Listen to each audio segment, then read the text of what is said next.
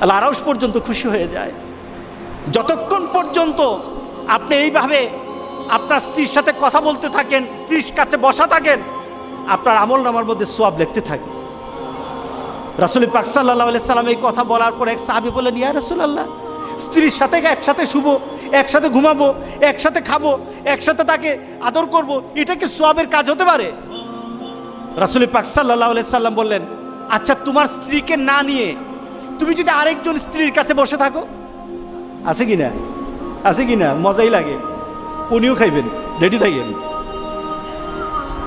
তুমি অন্য কোনো স্ত্রীর পাশে বসে বসে ফিস ফিস ফিস ফিস করলা, মজাই লাগবে, তবে মনে রেখে দিও তোমার আমলনামার মধ্যে জেনার গুনাহ লেখা হবে।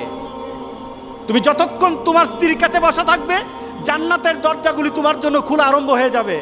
আর যতক্ষণ পর্যন্ত পরস্ত্রীর সাথে বসা থাকবে, ততক্ষণ পর্যন্ত তোমার আমলনামার মধ্যে গুনাহ লেখা হবে কিনা।